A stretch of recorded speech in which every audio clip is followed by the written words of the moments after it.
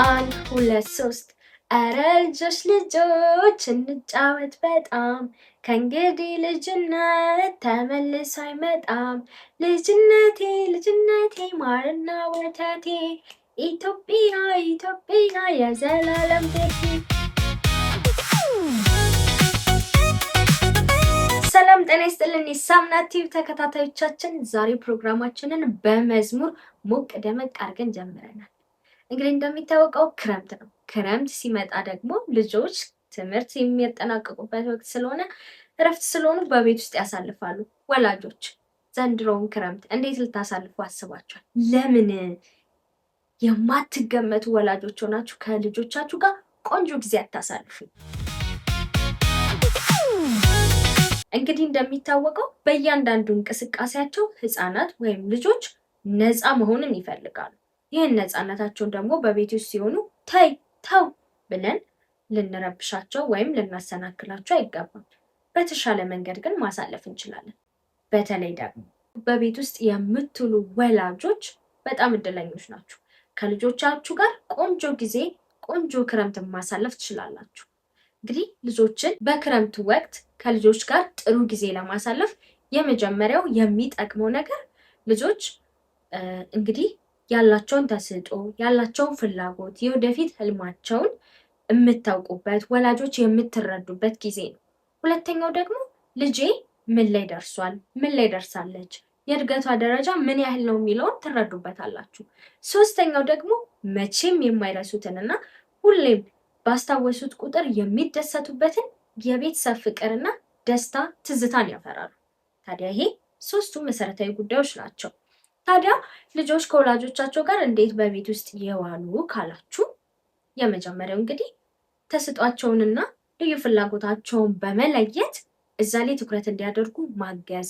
ለምሳሌ ስዕል መሳል ሊሆን ይችላል፣ ሙዚቃ ሊሆን ይችላል። ልክ እንደኔ እንደቀድሙ ቆንጆ መዝሙሮችን መዘመር ሊሆን ይችላል።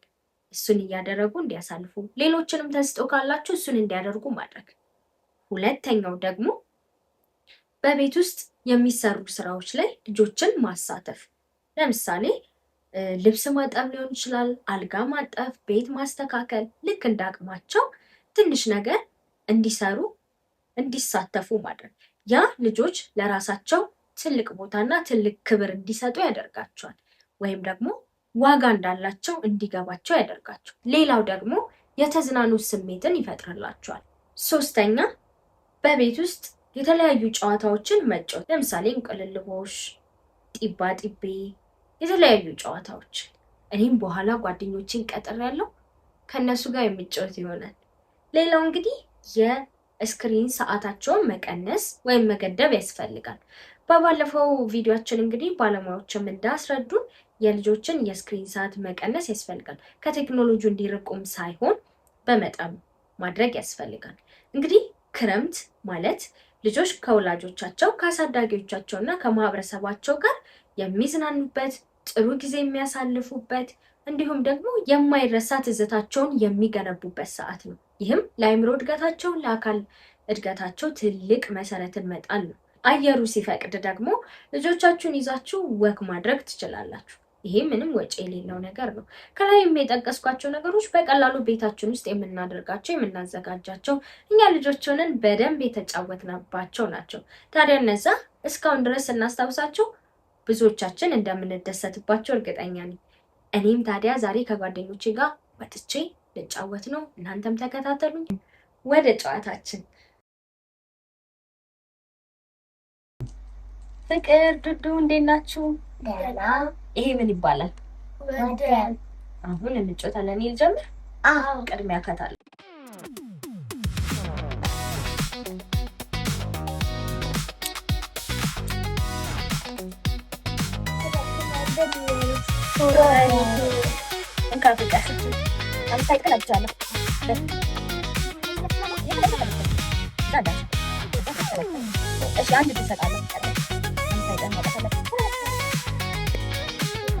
Dudu kamu semua kerana dudu nasi dudu aja.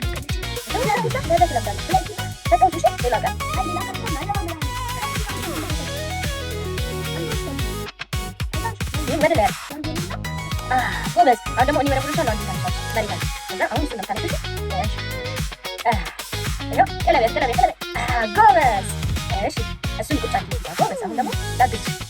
እሺ መልታል ለምን ማመሪ ዛሬ ያረግሰልሽ ታንቺ። እሺ ወይ ነው አንድ ላይ ሶስት ነው ያለበች ጆሮ እንዴት ይሁን ወላጅ ታጫውታችሁ ለማን ነው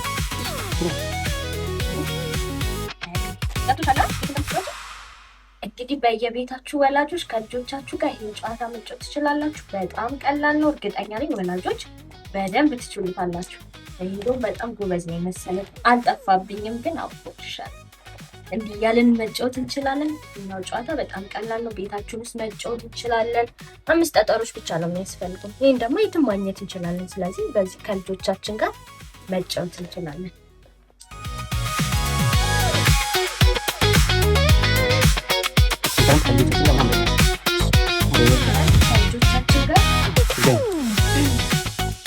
ክረምት ከልጆቻችን ጋር እንደዚህ ቀለል ያሉ ቤት ውስጥ መጫወት የምንችላቸውን ጨዋታዎች እየተጫወትን ማሳለፍ እንችላለን። በጣም ቀላል ነው። ሁላችንም በሰፈራችን ጠጠሮችን ማግኘት እንችላለን። ስለዚህ ያለንን ሰዓት በዚህ መልኩ አንድ ማሳለፍ እንችላለን ማለት ነው። ብዙ ጨዋታዎች አሉ። ጨዋታችን ይቀጥላል። አብራችን ቆዩ።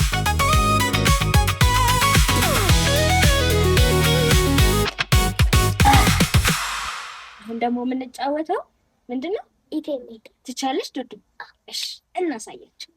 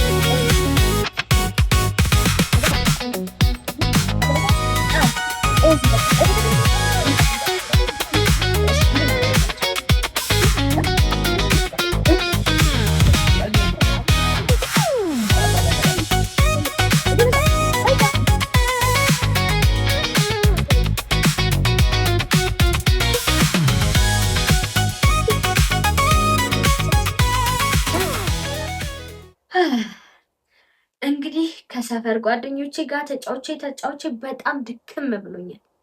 እንደኔ እናንተ የማትገመቱ ወላጆቹ ነው። የዛሬ ቪዲዮአችን ይህንን ይመስል ነበር። እንግዲህ ወላጆች ከልጆቻችሁ ጋር ቆንጆ ጊዜ ያሳልፉ። ክረምቱ የእናንተ ነው። በቀጣይ ሳምንት በሌላ ቪዲዮ እንገናኛለን። ሳምራዊት ነበርኩኝ። ቸርን ቆይ። መልካም ሳምንት።